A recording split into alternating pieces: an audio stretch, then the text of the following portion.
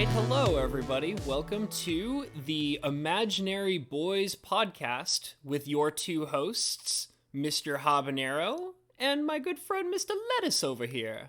Good afternoon, evening, or morning, whenever you decide to listen to this. Yeah, pretty much. Any time of the day. Thank you for being here, everybody. What's crack-a-lack-id, cracker?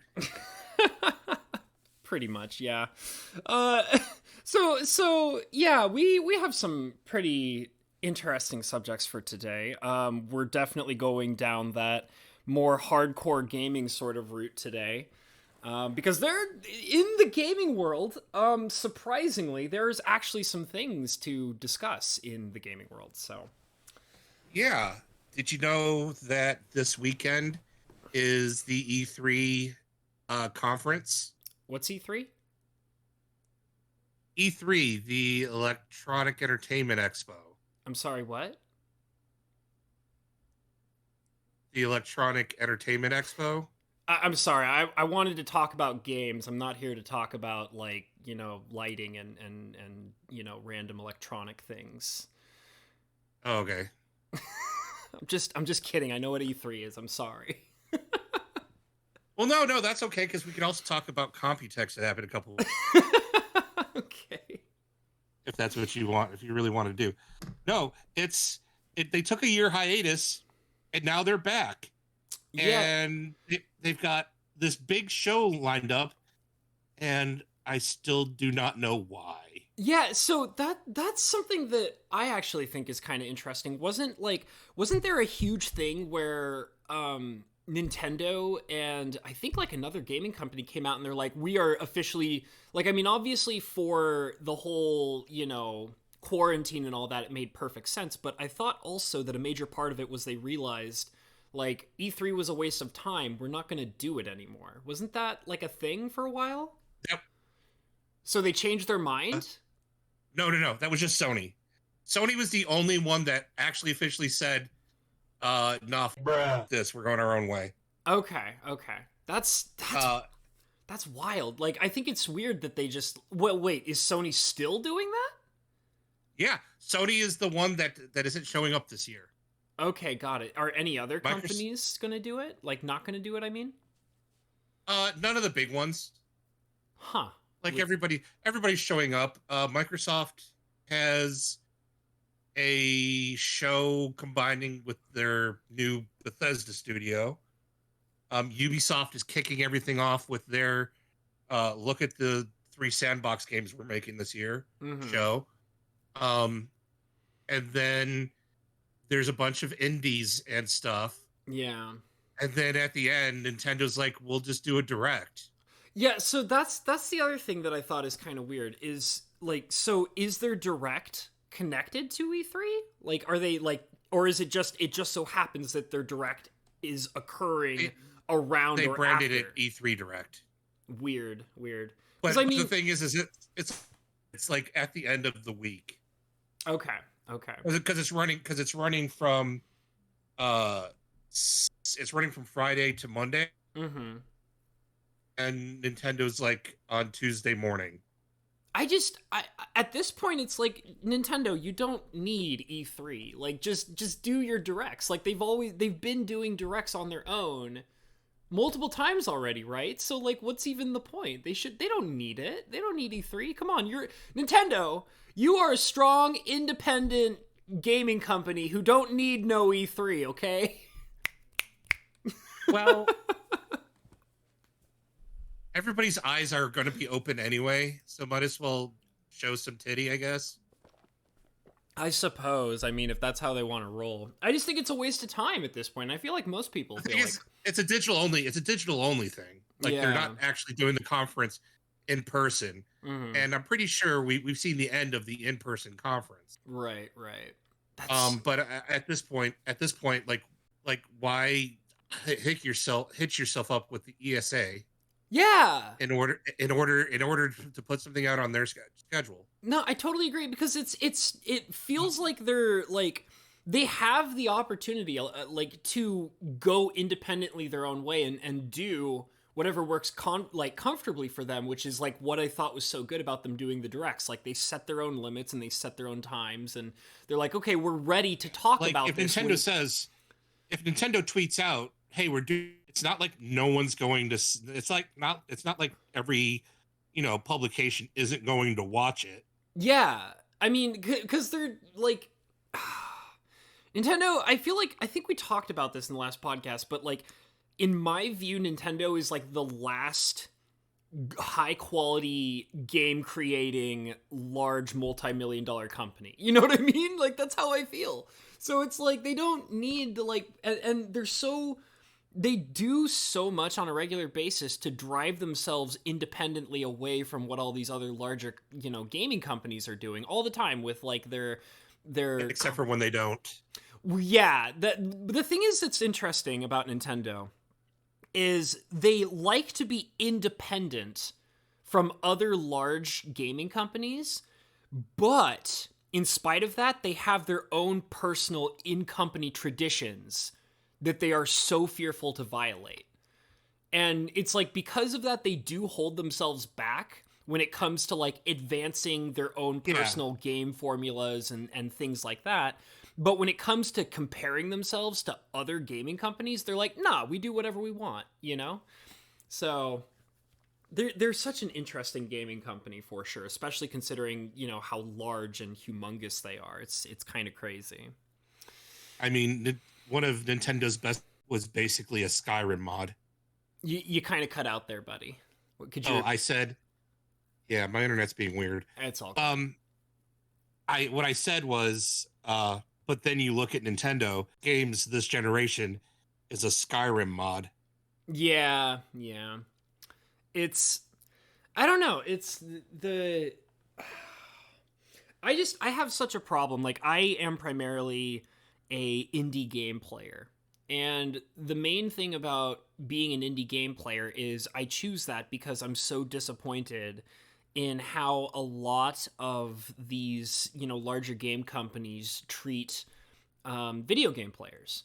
And the thing is that they have, like, I don't know when, I mean, I can understand, like, how it occurred, like, based on the environment of how we consume video games nowadays, is that, everything's digital, so a lot of the time it's just easier to, like, release a game, have it be relatively smaller, then add DLCs to make it larger, and then people will buy more and spend more money on the same game. Like, I get that. But the thing that makes me super angry, and I can't stand, is these larger game companies that will release an unfinished game.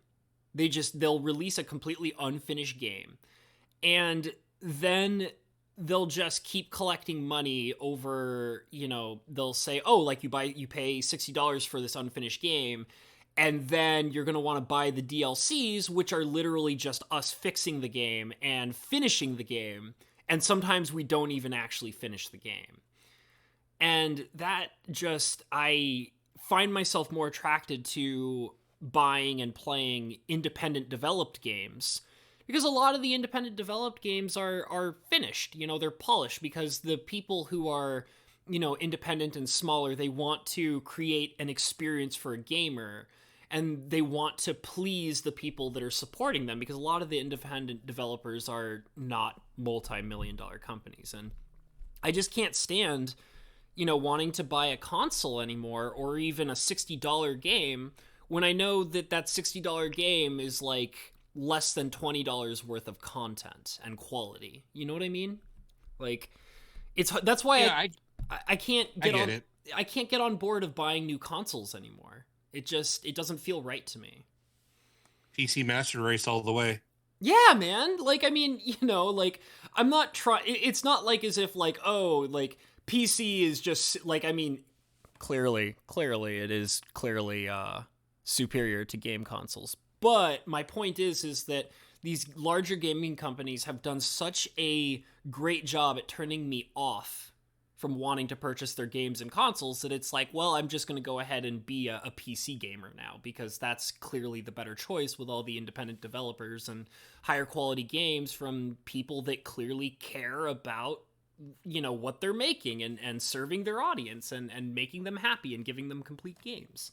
So I don't know if you're particularly more of an indie gamer or more of a console gamer, but I mean, I don't have any hate towards console gamers. Like, if you want to spend your money on that, then, you do you, and that's fine. But I just can't bring myself to it, I mean, I don't necessarily agree with you That's okay. that they're releasing unfinished games. Granted, they've done it in the past. Mm-hmm. But the community as a whole has done a pretty good job of letting the companies know that the games that looked obviously rushed with day one DLC. Mm-hmm. So that kind of $60 unfinished game trope. Yeah. It still exists, but it's not as prevalent as it was back when like game companies were kind of just pushing their boundaries to see what they could get away with. Yeah.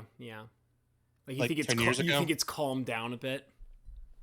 It's calmed down a bit because these companies where they cut the corners now is quality assurance. Mm-hmm. I mean, look at what happened to Cyberpunk 2077. Yeah, I see that as like unfortunate. Like, I think that's a situation where it's like, sir, we have this huge bug and we really need to take care of it. Okay, well, that's great and all, but it ships tomorrow. Like that's a problem with deadlines, I think.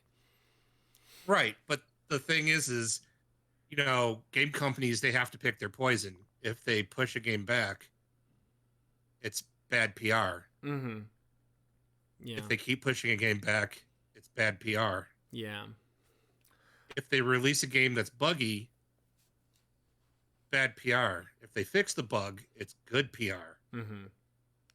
So you're saying that they think overall it's a better choice to release an unfinished game and take whatever kind of beating they will at the time and then basically fix it as they go, and then people will praise them, basically. Yeah, because people don't know a game is buggy until they've already bought it. Yeah, that's true. The money's spent, it's gone. Poof. Yeah, the money is spent. Now, most game companies do have a mechanism for refunds. Mm-hmm. And storefronts should do a better job of honoring them. 76. Yeah. Sorry, I had something in my throat for a second there. I'm sorry. Is that,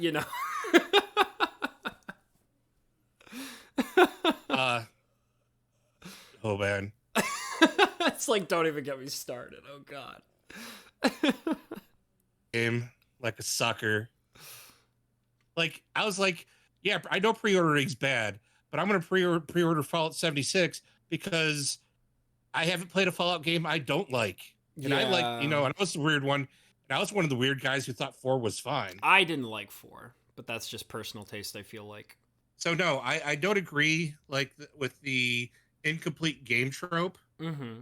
And if I buy a game because I like the concept of it, and it looks like it interests me. Like a recent example is Watch Dogs Legions.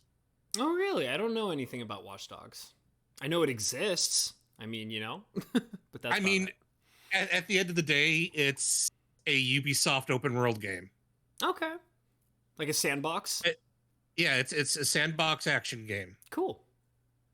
It's got, hacking stuff, and it's kind of like alternate sci-fi, kind of like what if technology went too far.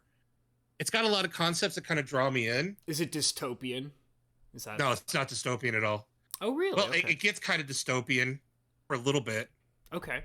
But so that's a game that I pre-ordered. Right. Or that's a game that I bought. Mm-hmm. I like the experience. Now, was it worth $60 to me? No, I thought the game was way too short. Interesting. Okay. I could see that. But that's based on content, not based on quality. It's a little bit of both. Oh, okay. Okay. So it wasn't exactly the prettiest game of all time either, huh? No, it was plenty pretty. They did the Molyneux thing of promising the world, and then realizing that their promises weren't necessarily feasible. Gotcha. So I get that.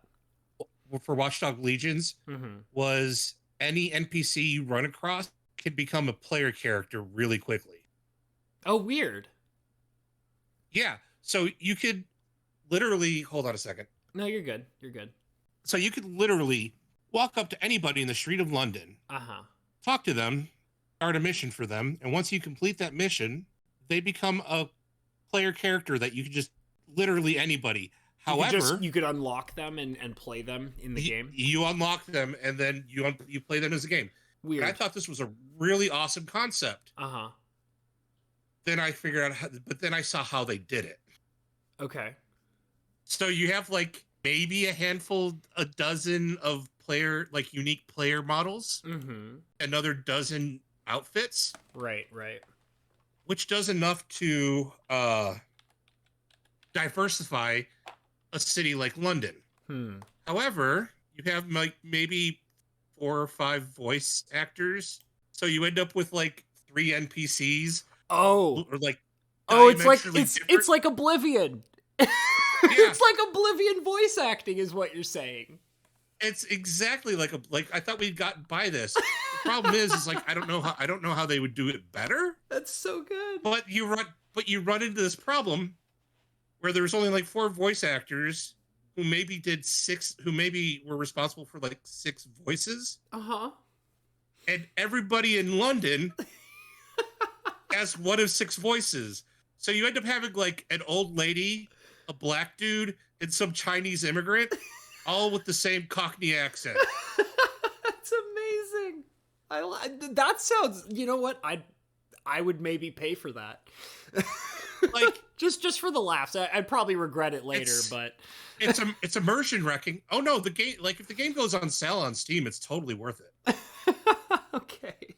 That's hilarious. Don't pay full price. Don't pay full price for that garbage, but you know, if you find it on Steam for like 20% off, it's probably worth it. All right. I'll keep it in mind. Okay, so I need to. You got to understand. I have to do this. We have to talk about the major pink polka dotted elephant in the room that I have I've become obsessed with since I first discovered it. I couldn't. You mean Game of the Year for 2022? That's not going to. Yeah, I sent this to you like in the middle of the night because that's when I first discovered it, and it's slowly becoming a phenomenon. Everybody, like, I don't think everybody's talking about it yet, but it needs to be spoken about. So we need to talk about Palworld. We have to talk about this game. I don't know if Pokemon Gun. Yeah, Pokemon Gun. Pokemon Gun Palworld. All right, so for anybody who hasn't heard about this, because like I said, I don't think anybody's really talking too much about it yet. I've seen a few things here and there. There's a discussion about it on Twitter. I personally found out about it from watching a YouTuber who talks about a few different kinds of news things, and he talks about games here and there, and he brought this up, and the absolute pure insanity that is Palworld, I love it. Like I'm in love. I'm in love with this game, and I want to play it. So basically what's going on here is there's a few really strange things going on with this game. So first of all, this is basically a Pokemon style game that, what did you say? It's mixed with, what other game did you say it was mixed with, Lettuce? Rust. That's such a perfect combination. So this is like Pokemon meets Rust, and it's insane. So first of all, it's got guns, it's got monsters that you capture and you train, and you can run in on other people. Like, it seems like it might end up being kind of like a free-for-all style game, battle royale, where you kind of like ambush on other people. And I don't know if it's multiplayer, but it's multiplayer. It is multiplayer, so it's probably going to go that battle royale route. And just watching the main character flying in on one of these Pokemon style monsters and then whipping out an AK-47 and just shooting people down with the gun. It's amazing. Oh my god. And that isn't even it. That isn't even like the cap of it.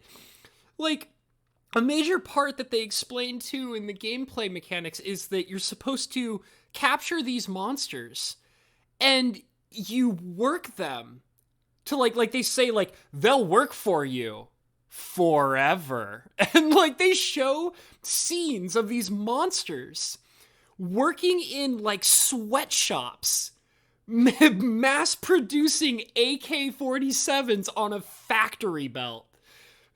Yeah, I mean, these look like Sylvians mass producing machine guns. It's amazing. And then right below it, then like right after it, it shows like what looks like an Electrobuzz providing a gunfight. Providing like they have this this giant Electrobuzz as a meat shield. Yeah, it's amazing. Like, where he stands over you to protect you from the gunfire, and you're like whipping around the corner to like shoot people down with the AK. Oh my god. Oh my freaking god. Or my personal favorite scene is where and it's so great because they have like this epic music that they're playing in the background while they're doing the trailer for the game. And it's so great because they sync it up with the gameplay. They sync the music up with the gameplay so great. And there's a scene where the main character runs into a battle, and there's like a little sheep monster, like a little sheep Pokemon style monster, just kind of sitting there in the middle of the in the middle of the fight. And the main character sprints in and like grabs the sheep with her hand and like throws it in front of her as a shield while firing with the AK. And then the sheep is absorbing all the bullets from the enemies. And then when they shift the music, right in perfect sync with the music, she throws the sheep across the fight. She like throws it away, like she's like, I'm done with you, get out of here. And then she pulls out the gun and keeps shooting. It's so amazing. It's so amazing, you guys. Like, what me and Lettuce are saying, dead serious, Pokemon Gun is going to be spectacular. It's going to be an absolute masterpiece. Everybody's going to go and look up Palworld. You know what? I am so excited for this. I will even put clips up. I will run them right now, right here, and you guys can look at these clips and tell me what you think, because I don't think I've been this hyped for a game like this in an incredibly long time. I'm very excited for it, despite whatever kind of the year 2022. Palworld. and oh yeah, go ahead. You could join me and Mr. Habanero there in Palworld, where we can, gotta catch them all, or headshot them all. Yeah, pretty much. And I'm looking this up right now so that I can make sure that I'm not saying this incorrectly, because I don't want to be wrong about this. Supposedly, from what I've heard, and I want to make sure by kind of checking it, I've heard that a creator that used to work for Game Freak basically left Game Freak and started making this game. I'm kind of checking it over right now because I don't want to say that for sure without knowing. Let's see. Oh man, there's some stuff on Reddit about this game. Let's see here. Oh man. I'll look it up. I'm not seeing anything immediate here. But that's basically what I've heard. I will try to confirm it for sure later, because I don't want to be looking through all these pages right now. But I've basically heard that it's legitimately inspired by Pokemon. Like, there's no getting around it. And like, when you watch the trailer and you see what the hell is going on in this game, you're like, oh no, that is clearly clearly banking on Pokemon style stuff for sure. There's no getting around it. Oh. Yeah, like no, there's there's a field of Wooloo that you're shearing the wool off of, and then there's a bunch of construction pull-ups, and then oh hey look, we have the Sylvians at a sweatshop. Yes. Oh my god, yes, the sweatshop scene is so good. It's so the part good. that I'm excited for is the breeding. Because they literally show like a Gyarados and some kind of, I guess it's supposed to be a Charizard or something. Some kind of weird monster, yeah. They kind of smashed together to make a fire Gyarados. Yeah. And I'm like, oh my god, we could just breed anything with anything and come up with like some ungodly abomination. It looks so good. Everything about it looks amazing. Like there's no, I can't even. I'm gonna make my Snorlax breed with my Torchic. Dude, yes. Is that actually, you do know that you can, like, in Pokemon games, you can breed, like, mismatched types to get, like, better, like, for example, that's how you do egg moves. Yeah, that's how you do egg moves, but there's still a limitation. There's something called an egg group. Yeah, like field versus water and stuff like that. Yeah, and so there's certain limitations, and the egg groups are very logically constrained. Relatively. Yeah. So no Snorlax birdie bonking for you then? Not in Pokemon Sword and Shield. Maybe in Gun. Absolutely 100% in Pokemon Gun.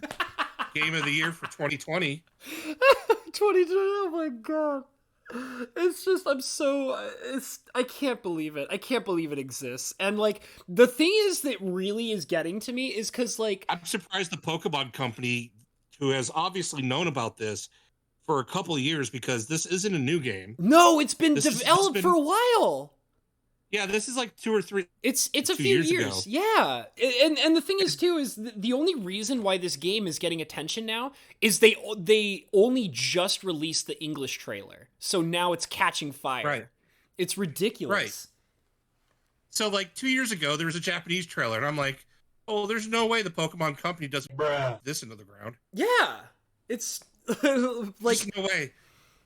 Sure enough, Pokemon Gun, it's coming. Pal World, everybody, look out for it. There's no getting around it at this point. And the thing is because like I did see some tweets going on about it a while ago where this was a few days ago when I first found out about it, and I'm like, I need to know more. I need more info. I must know. There were some people who were saying that originally it was supposed to be a like a PETA style kind of thing where they were trying to make social commentary about like abuse against animals and things like that. And then looking further, catching pals is illegal. Yeah, they do actually. Poaching is straight up a crime. Yeah. But it's only a crime if you get caught. Yeah, that's literally part of the description is they tell you that that in the game, when you're reading about the information behind the game, they literally say that, you know, it's like the idea is that the monsters in Pal World are supposed to be like endangered species and things like that. And you're not actually supposed to catch them and own them. But they also explain that it's only a crime if you get caught. Like, yeah. I mean, I can see why they're endangered. Yeah, you got an Electabuzz over here running Meat Shield in a gunfight. Zero sense of self-preservation. Oh my goodness. It's so good. And like I said, the line where they tell you like they will work for you for their entire lives. Like it's like, come on, man. As long as you feed them, you could get your own Electabuzz, or you could get your own Manlectric and knock off baby Raichus or whatever. Yeah, man. To run your power plant for you. As long as you feed them, It's like, they'll use Thunderbolt. just watching them like work as indentured slaves. It's like, don't get me wrong, guys. Like, this is all fun. This is all in fun in games, but man, oh man, it looks way too freaking funny to like not be a part of it. I swear to God. Like, and the thing is like I can't tell because like I said, like I led this in with the idea of like I read some stuff that said maybe it's kind of supposed to be awareness based. And the more I looked into it, it's like, no, it's not an awareness thing. They're not trying to make you more aware. I mean, it's possible that could be an unintentional byproduct, and that would be a good thing. But no, it's 100% in your face, legitimate. Like, they want you to know, like, this is a game about committing illegal activities and poaching monsters and making them work as your indentured slaves in sweatshops to produce, war contraband and and they imply that there's also smuggling and plenty of war crimes going on, and it's that's the game. There's no ironicness to it. I mean, it's just they're right in your face. They want to be totally honest with you. This is what they're doing, and man, am I so excited to play it. Oh, Jesus. Oh, man. Yeah. Like, how often do you, like, you're running a Pokemon, you're just playing Pokemon, and, you're just walking around, and you're like, oh, a wild Zigzagoon has appeared. Like, throwing a junk ball at it. Mm-hmm. So you can release it later, or running away because you just don't really care about it. Like, imagine if you could like pull out your shotgun and just obliterate it. Like, wild Zigzagoon appears. Okay, I'm gonna gut it down on the street. It was super effective. I bet Zigzagoons are mighty tasty. The 12 gauge slug was super effective. Oh my God, it's so good. And like the thing is, so like buckshot. Wow. So like, and the thing is too that's really funny, like, is because like when I play Pokemon games, I love making jokes about all the awful things that you're technically doing in Pokemon games. Like, for example, like I love making, when I'm playing like Pokemon Emerald or Yellow or whatever kind of Pokemon game I'm playing, I love making commentary about how I'm randomly going up to people, challenging them to fights with what are basically weapons. Like, people are like, well, why don't they just beat each other up with their fists or have guns or blah, blah, blah. And it's like, well, the implication is that the monsters are weapons. Like, that's what they're for. So, like, when you're challenging somebody to a Pokemon battle, like, you're whipping out your weapon and they're whipping out their weapon, and you're essentially, fighting each other for superiority, right? So, like, I love the idea of you're in a Pokemon game, you walk up to somebody, they challenge you to a fight, you beat the hell out of them, and then you rob them and you take their money after you beat them. Like, that's why, like that's how I feel. I feel like I'm, like, going up to them and taking their money away from them. Because, I'm like, thanks for the $6. I wish it was more, like, come on, man, what are you doing? Give me more money. Why aren't you carrying more money on you? Like, give me your money. Like, So I love the fact that there's this game, Pal World, that's capitalizing on those themes. Like, it's like, come on, you always knew they were there. Come on, man. It's so easy to make jokes about that in the actual Pokemon games. It's like Pal World is just being straight up and forward with you of exactly what's going on. Like, we all know what we call those Pokemon that we put all the HMs on. What do you call them? You call them HM slaves. Because that's their sole purpose. You put them on your team to have like 4 moves that you're never going to use anywhere else. And then when you're done doing everything that you need for those HM slaves, you put them in the box and you forget about them. That's what it is. I mean, come on. Like, Pal World is Truth just... for you. What?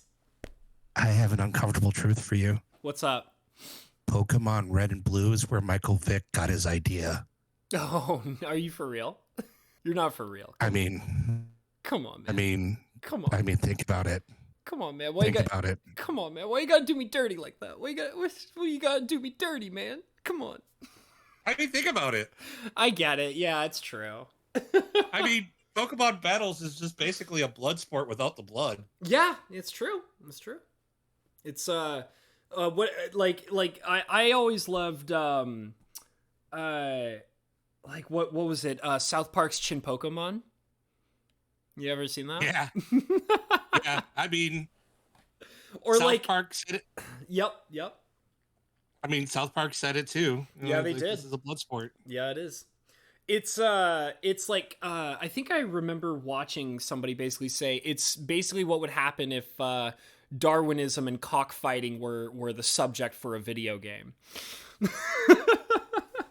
Oh man. I mean, Otherworld, Game of the Year 2020. I'm serious. Everybody needs to go take a look at this game. You have to see it. You have to see it and talk about it with all your friends. Make sure everybody knows about it. Make sure everybody's talking about it. And most of all, make sure everybody is playing it. We need this game, you guys. We need it. We need this game. Oh my god. All Especially right. since Nintendo is not actually going to make Pokemon Gun. Yeah, I know, right? That's sad. So the good boys and girls at Pocket Pair It's true. decided to do it for them. If you're not gonna do it, we'll do it for you. You know what'd be so funny is if it ends up being true that the guy who's making the game is in fact from Game Freak, which, like I said, I can't confirm it for sure, but I'm pretty sure that's what I heard. If that was true, and what it ended up being was he was a developer for Sword and Shield, and he was like, guys, hear me. He's like in the boardroom, guys, hear me out on this one. Pokemon Gun. And then he starts showing like scenes from Pal World and stuff like that, and they're just like, no, get out of here. And then he's like, they cut to a scene where he's like walking out of the front door of Nintendo with a cardboard box and all of his office supplies in it. And he's just like shaking his head. He's like, I'll show them. I'll show the world. I'll show you, Pokemon Gun.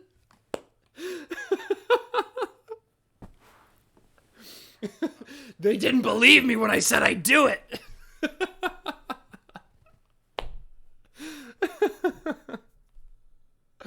Oh my god. All right. We need to we probably need to move on. We need to move on. Let's talk about the other thing that we're super excited about. So I believe it's what is it called? Something Garage? It's Game Builder Garage. Game Builder Garage. The other game that's likely that's really good. Uh-huh. But not actually going to be at E3 because it comes out the day before E3. That's so interesting. If Nintendo spends any time hyping this game up, it's because they had nothing. Yeah. Again. Well, do you think it's okay? So, do you think it's a possibility that maybe what they'll do is they'll release Game Builder's Garage, and then for E3 they'll talk about how they are working to add more to it, because it seems like something that you could probably continuously add to. You know what I mean? Like constant DLC, constant development. They're not. You don't think so? They're not. No. What makes you think that? Because of the abject lack of support that Mario Maker ever got. Well, I mean, there's always a chance that they could change that up, right? I mean, there's a chance, but I wouldn't. This is a $30 game. $30 game? Like they're going that low on Game Builder Garage? Well, it's a very niche concept. Nintendo didn't make a lot of money on the Labo games. Labo? That they're not doing anymore. What is that? You know, the Switch games where you could build things with cardboard. No, you got to keep in mind I don't have a Switch. I'm not a console boy anymore. Okay, so Nintendo Labo was a series for your Nintendo Switch. It was a series of what? Projects. Okay. Like you buy the Nintendo Labo cartridge, and the cartridge came with like a pallet of cardboard where you would punch out pieces. So pianos and stuff. So it was like they were giving you like crafts?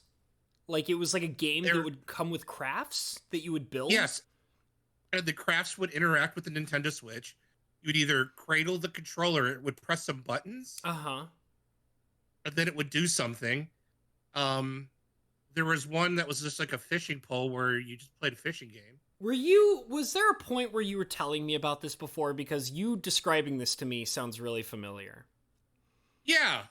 I was like catering to their. You're gonna have to repeat that. You cut out again, home slice. I said, so this is Nintendo catering to their pot audience, their pot smoking audience. Really? Just trying to give Like- them something to do? Is that the implication? Yeah, that's what this was, you know, giving people something to do. And there was like a VR kit. Okay. The problem is like these were like $80 cardboard builder boxes, basically. And they sold exactly like they sound. Huh. Yeah, I don't like, because like when you're describing it to me, like it doesn't sound like something that I would be interested in. And then when you told me that they tacked on like an $80 price tag, I'm like, whoa there, buddy. Hold on a minute. That's a bit much. That's a bit steep. Yeah.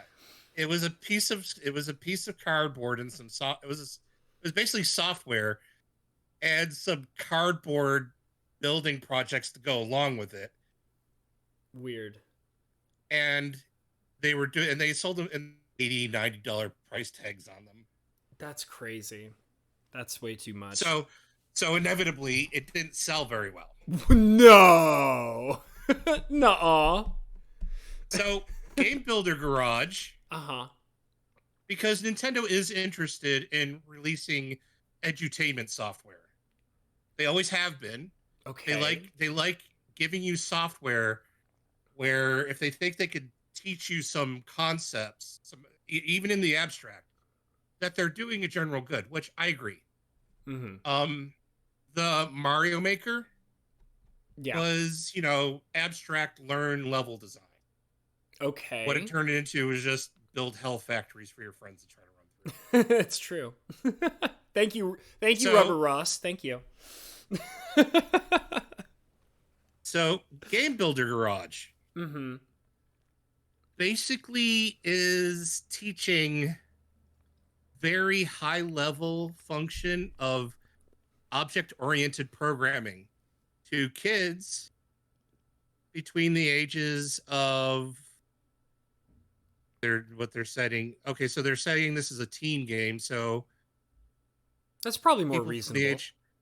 Ages of between the ages of 10 and 18. That's what usually ends up in teen. Gotcha.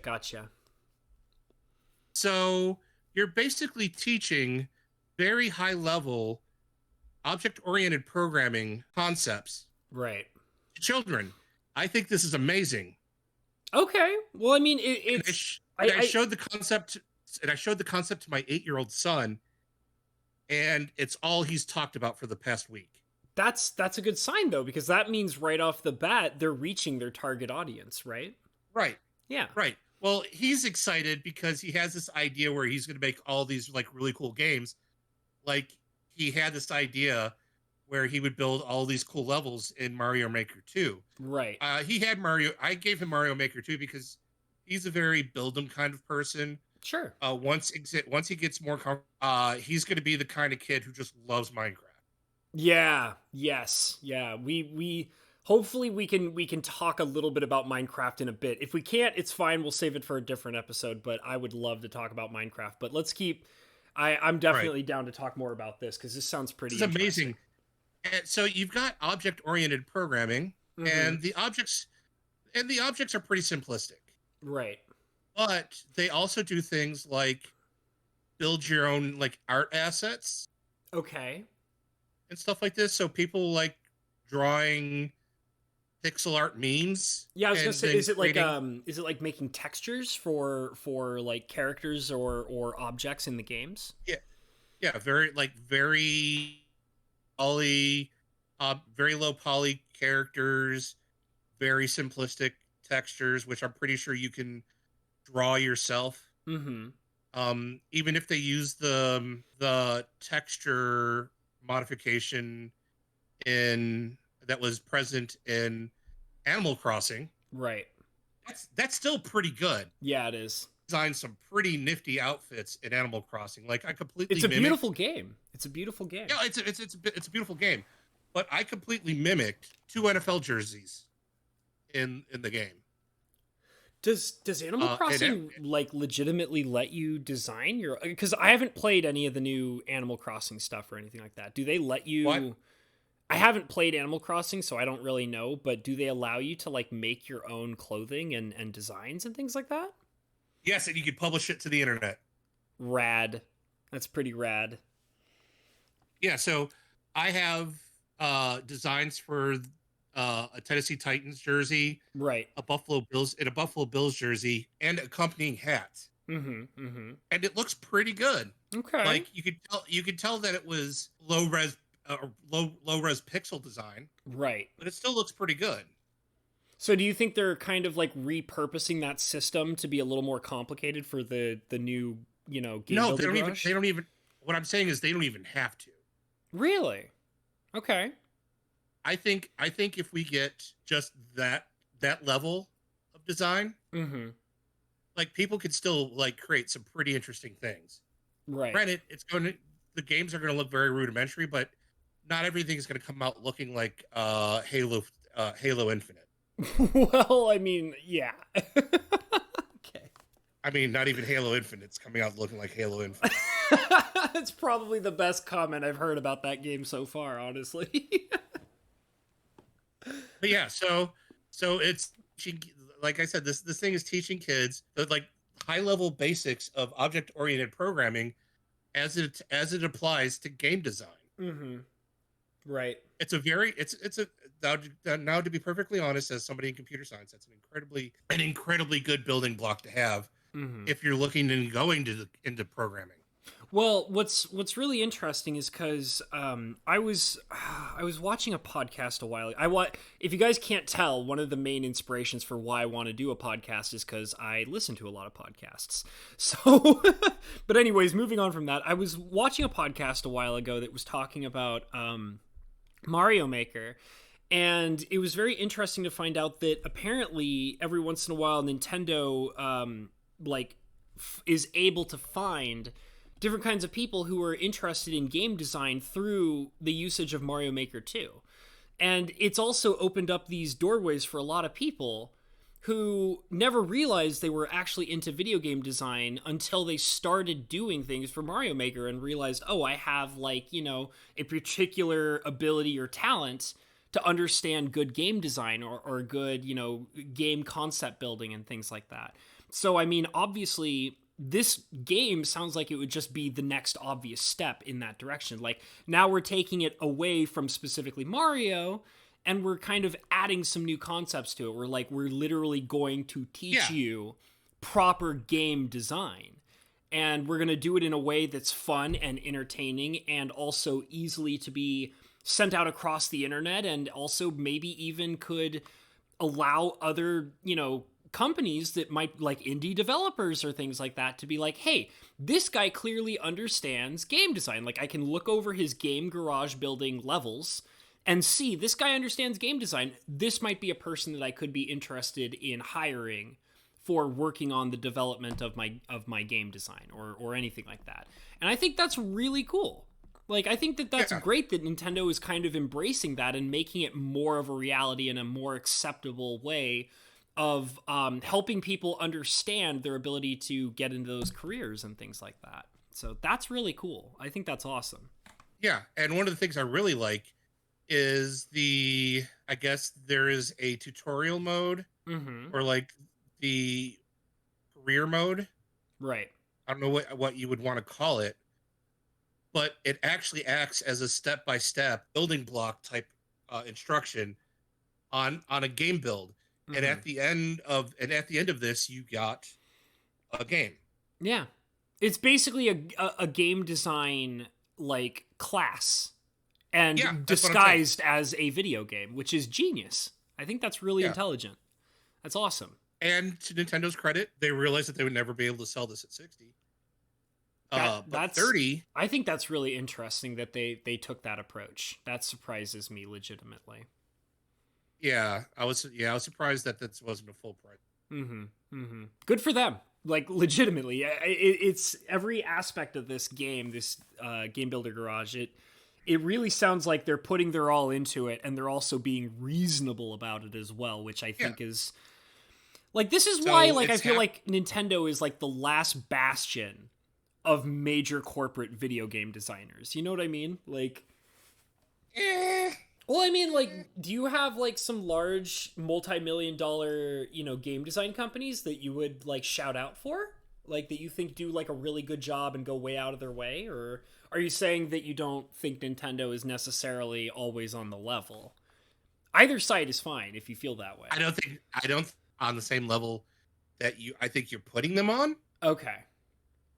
because I think Nintendo, because being maybe being more of a traditional Japanese company, Mm-hmm. a lot of their bullshit does get kind of hand waved away. Right, right. Well, I mean, and And oh, go I ahead. don't Sorry. also their output lately hasn't been nearly as groundbreaking as you think it would be, given, I mean, they're designing for the Switch. Mm-hmm. And we see some software for the Switch like really knocking it out of the park. Right. Mario Odyssey really knocking it out of the park. Legend of Zelda Breath of the Wild, not so much, but that kind of got forgiven because it I, was a Wii U game until like the last year of its development. oh.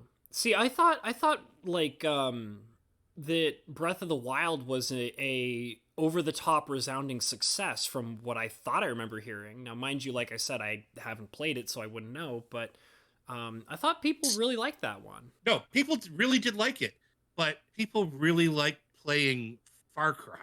Okay. Like, people, there's a lot of people who buy the Ubisoft Game of the Quarter, Uh-huh. just the generic Ubisoft branded action sandbox single player experience. Okay. It's why they still make them. Mm-hmm.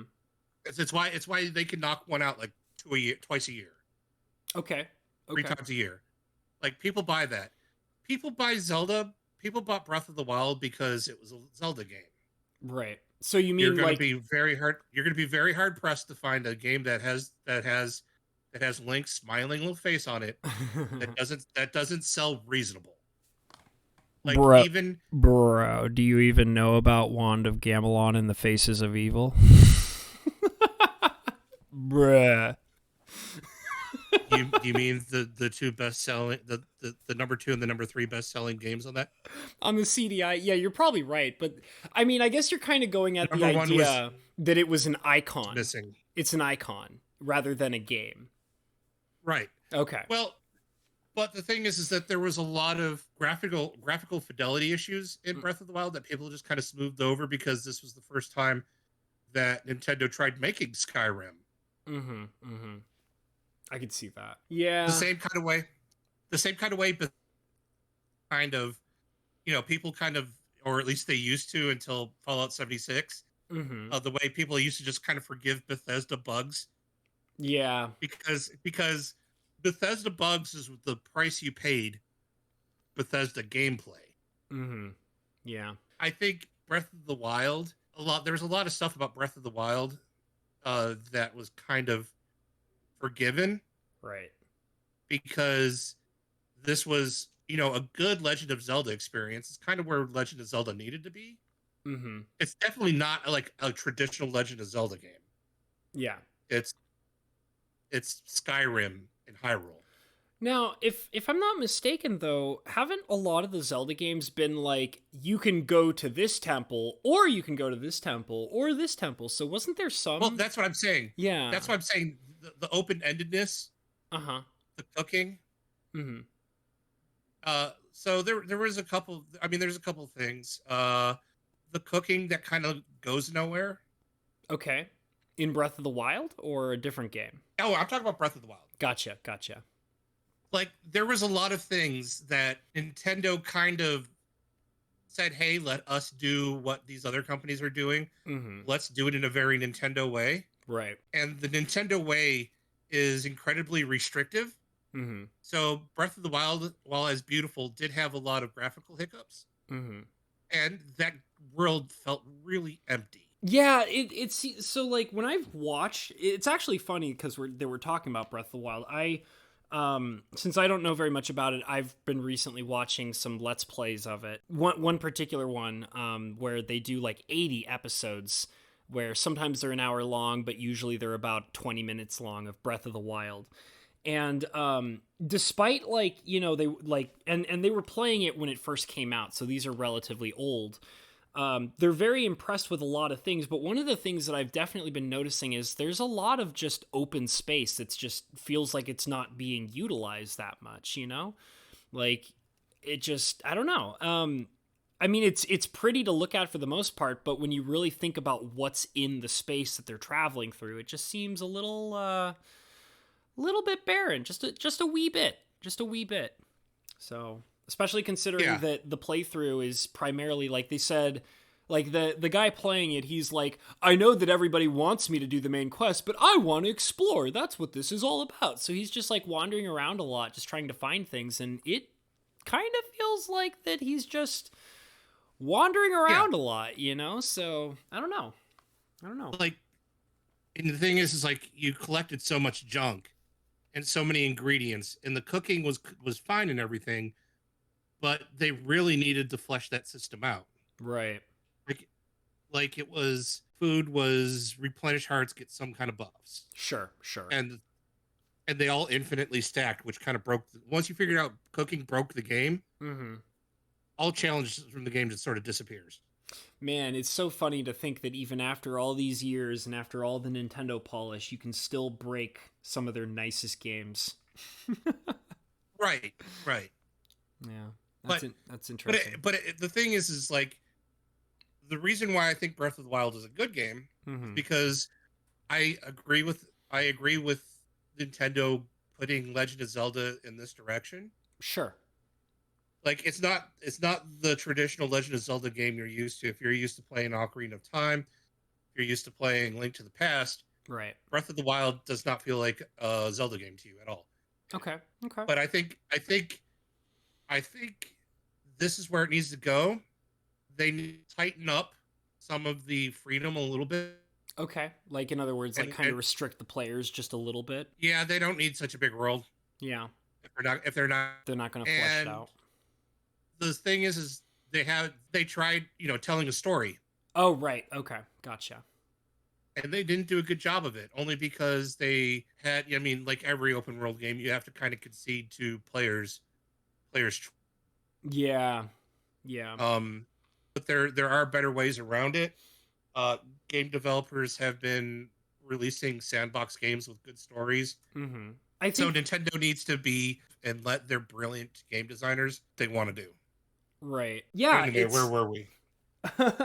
You were kind of cutting out a little bit there, but I think I get the basic gist of what you mean is like they kind of need to be comfortable. Because that's the thing. I do actually kind of agree with what you're saying about the storyline because, like I said, when I'm watching this guy play the game, one of the things that I've noticed is the story is very disjointed because, he's choosing to go off and do whatever he feels like. So you don't really get a proper understanding of what's legitimately going on at any particular given time. So, I mean, obviously you can add up all the pieces, but it's easy. It's like to see that when he's going to all sorts of different corners of the entire map and doing whatever he feels like, some of those pieces are a little disjointed and kind of like lost on like, you're like, what exactly is particularly going on here? I mean, I'm not 100% sure, so I definitely understand what you mean about that sometimes it's, I mean, you definitely want to have the players' creativity show in the game where they can kind of like make some choices and have a little bit of freedom, but simultaneously you don't want to, if you have a very specific story you want to tell, then you need to make sure that the player is able to properly experience that in the proper formatting and timing of the game. So I definitely understand that. I can understand it. But I mean, like I said... So... go ahead. Companies that are doing what Nintendo's doing, not to the consistent basis that Nintendo's doing. Right. But other companies are, definitely quantity over quality. Sure. But but the Nintendo High, or like even the Nintendo like second tier, which is what we're getting a lot of from Nintendo, I think, these days. Like every company hits that. Far Cry, I thought Far Cry 5 was a fairly good game. Okay. Spider-Man for the PS4. I heard that game was really good. I definitely heard that game made a lot of waves when it was released, for sure. It was definitely a very, very good game. So like there's Ubisoft, there's Spider-Man Insomniac, whatever. Complain about the change in story for The Last of Us 2. Yeah, see, or what Naughty Dog did to them. Yeah. Or what Naughty Dog did to themselves with Last of Us 2. Yeah. My problem is I went into Last of Us 2 with an open mind, and my problem was with that game was how I was ignoring. I was like, okay, I'm going to ignore all of the obvious political statements that they're trying to make. I'm going to go ahead and ignore that. I'm going to go ahead and try and set that aside. My problem with that second game was it was so like it had completely lost touch with everything they built in the first game. Like all the story building, all the character development, all the complexity of like the zombies, and because like even the zombies lost their complexity in that second game, so like my problems with the second Last of Us game was that it was so completely disjointed from the original game and storyline. I was like, if you want to make a political statement, fine, whatever. I don't care. I can ignore it. But if you're going to, completely, just disjoint it from the entire original story and characters that you built in the first one, just make a different game. Just make a different game and tell a different story. Like, come on. That's my opinion on that. They were going for subvert expectations. Problem is it's good. Yeah. If you then have a reason for doing so. Yeah. They never presented us with a reason for doing so. Yeah. So that's why just everything felt so cheap and dirty. Yeah, it did. They're like, "Oh, this is a game where we're going to talk about the evils of being violent and the evils of revenge and being a video game protagonist." Yeah. Still video game protagonist. We're still going to have to do this shit, right? Yeah. Oh, so we get to be the bad guys now? Oh, gee, thanks. Yeah, there was a lot of mixed messages in that story for sure. I never even finished it. Like I think I got like a little bit more than halfway through, and I'm like, I can't do it anymore. I'm sorry, guys, I can't. So ignoring the character building and the development of Joel and Ellie. Yeah. The first game. Yeah. It wasn't a bad game. Yeah. Like that story wasn't bad if you ignore the first part. Yeah, well, that's what I was saying is that like it was like if you wanted to tell a different story, make a different game and tell a different story. Like, because that's what I felt like that was. Like it clearly was not the sequel to the first game. The knock on the gameplay is that they didn't evolve it in any way. Yeah, in fact, actually, it devolved. Yeah. But the thing is like it was still good. Yeah, it's all right. I didn't have any problems controlling it. It was your standard, sucker punch. No, not sucker punch. Naughty Dog action, first person, third person action control scheme. Yeah. So, and the thing is, I'm comfortable with it. So, I can't say that it's a bad game. Like in a vacuum, it's not a bad game. Yeah, I would just say my opinion is it's not the sequel of the first one. Absolutely. Like that's how I feel about it. It's fine. Like I said, I stick by what I said, which is if you wanted to make a different game, then just make a different game. Like that's all you had to do. But some of the stuff that Nintendo releases that doesn't have Mario or Zelda attached to it. Yeah.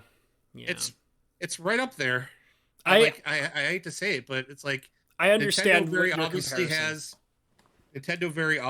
has like their A team, and their A team handles their A units. Right. Right.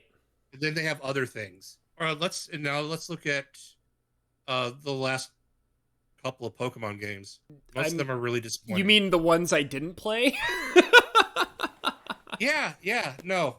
So I stopped playing Pokemon Okay. until I had a kid. Sure. I can get that. And then I kind of got into Sun and Moon a little bit, but I couldn't finish it because it just felt weird. Yeah, it But does. I got into pretty hard into Sword and Shield. Okay. And actually, Sword and Shield is actually a good Pokemon game. Okay. It wasn't the Pokemon game you felt the Switch needed. Interesting. I mean, I haven't played Sword and Shield. I wouldn't I played Sun and Moon, and then I was like, I'm done. I'm over it.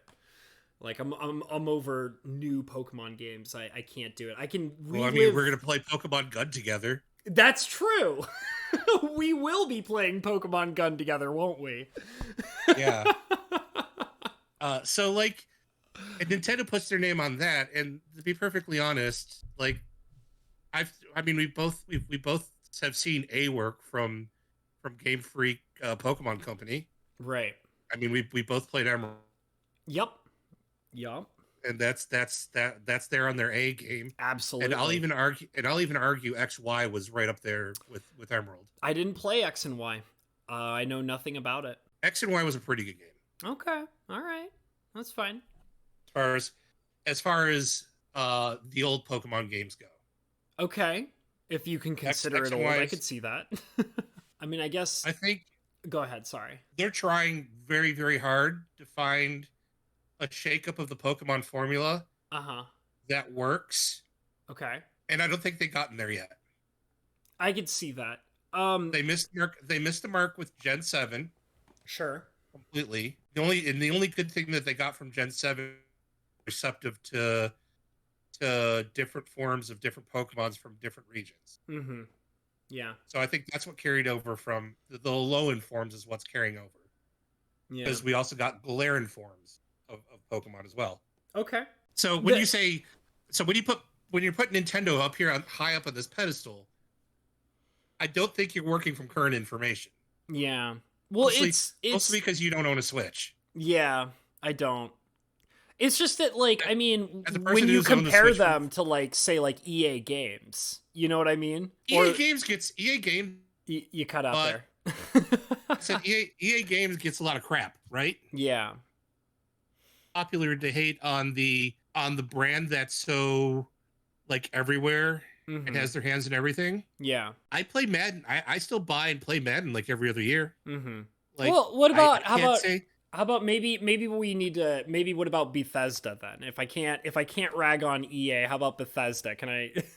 No. I mean, you can rag on EA. EA did Star Wars so dirty they lost the license. Yeah, they like did. You could rag on EA because they have done things. The problem is they'll release games that are good. Mm-hmm. Let's see here. EA title that most people thought was okay, like Madden and FIFA, despite the predatory monetization. Mm-hmm. I mean, they were kind of like the headliner for the whole loot box, controversy that was going on. What was it, like a year or two ago? Well, some companies got a ball hard in the paint. I mean, everybody did. Are you commending it? Yeah. They. No. I am not. I am not. But I'm just saying, everybody had to ball. I mean, somebody had to ball hard in the paint. The problem with EA. Like, set the standard of, like, what's good and what's bad is what you're saying? Yeah. Yeah, I could see that. Everybody's got to push that envelope. The problem is EA had a whole foot in the water. Uh-huh. With multiple towing, like, 7 depths of lines at the same time. Yeah, they were. But every company had a toe on that line. Sure. I could see that. Everybody. WB had a toe in that line. Yeah. Ubisoft had a toe in that line. Yeah, I definitely will agree that it was EA who was in your face about it. It's like the other ones were trying to have some relative level of subtlety where they weren't, constantly being looked at and speculated by. No, they weren't being subtle. The other ones, you mean? Everybody was doing the same shit EA was doing. Mm-hmm. EA got the flack for it because EA was doing it with popular titles. Right. Okay. But everybody, Shadow of Mordor had really bad loot boxes. Well, I mean, loot boxes were clearly a problem way before EA. Like, there's no way you're going to get an argument out of me about that because, I mean, right. You know, The problem is EA got to do loot boxes with Star Wars. Yeah. Make it like a focal point of their gameplay and stuff like that. Yeah. So that's why EA eats, like, that's why that's EA's problem. Mm-hmm. But EA wasn't the only company that wasn't doing that was Nintendo. Yeah. That's only because at the time they weren't positioned to do it. Right. Has Nintendo released like loot box games? Because that's something I don't actually know. I mean, it wouldn't surprise me if they have. No, Nintendo's still trying to figure out online play. Okay, so they're in other words, they're too far behind to catch up to loot boxing as it is right now. They're still trying to find games that play well online. We're what, 3 generations of Smash Brothers in? Yeah. And their netcode still sucks? Yeah. They'll have to figure it out. I mean, they have to. They literally have to. Well, I mean, the problem is the loot box thing kind of died. Yeah. So Nintendo will have never stained themselves, but I hold that's because Nintendo was never in a position to capitalize. Sure. I can understand that. Well, you know what, buddy? We do actually have to wrap this up. This has been a wonderful, fun time. I had a good time talking about all this stuff. And, you know, it could have a part 2. We could, because, I mean, I wanted to talk about... We'll come back. Yeah. We'll come back after E3. Sure. And we'll know what all was there at E3, and then we could probably report back to all what we saw. Yeah. I mean, I'm sure that you'll have plenty of notes and information to share with me, and I'll just be like, I've got nothing better to do this weekend. Yeah, I'll just be the person who's like, yeah, video games are a thing that I do sometimes. Sure, the E3s. Yeah. Yeah, that's a thing. So I think I have a pretty good idea of what our main focal point for this episode is, and probably what'll end up even being the title. So I think this was a pretty good review of our opinions on Pokemon Gun, and so I think I'm Game of the Year 2022. Yeah, 2022 Pokemon Gun, baby. That's what I'm excited about. But yeah, anyways, thank you for doing this with me. I love the fact that we're making this a regular thing, and I'm sure that our viewers here and there are enjoying it as well. I don't know if you want to plug anything. I don't know if anything's changed since last time we did one of these episodes. Do you want to plug anything, my good friend? No, just wanted to say hi to our listeners. Yeah, I'm saying hello to everybody. I'm gonna plug myself like a crazy sellout, man, because that's what I do. You do you, boo. Yeah, you know it. If you haven't already, guys, go ahead and like and comment and subscribe. It's all greatly appreciated. We love it when you do that because it really helps out the channel. Hit that notification bell if you want to see more wonderful content such as this. If you want to see more about Pokemon Gun, this is the chance to find out more about it by hitting that notification bell. Check in the description below for all of my wonderful links, such as Streamlabs and PayPal. Those are greatly appreciated. When you donate to me, a little pop-up happens in the streams, which can be kind of fun and silly. And also, I have a wonderful Patreon with wonderful Patreon members, such as the amazing ya boy Lettuce, who is currently right here with me right now, like an amazing person that he is. He supports me on Patreon, and if you want to join that wonderful man on Patreon, then you should go ahead and do so. So, ya boy Lettuce, come be one of us. you know it, and there's going to be some secret content on there every once in a while, so you should definitely check it out. So my wonderful Patreon members Let are us ASMR. hot stuff. Mr. Lettuce is over there, Mr. Bo Falcon, Mr. James P, Mr. Fajouk Enterprises, and the lovely, lovely Miss Rebecca. I love and appreciate my wonderful Patreon members because they support me and allow me to do the content that I do, and all money that I receive from that is spent on the channel to improve the software and the equipment. So thank you so much, wonderful Patreon and all kinds of supporters that I have.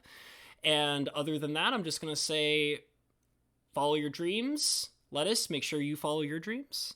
And this has... do. Yeah, definitely. And this has been the Imaginary Boys podcast. So thank you guys so much for being here. Goodbye. Doodles. Doodles. Goodbye, everybody.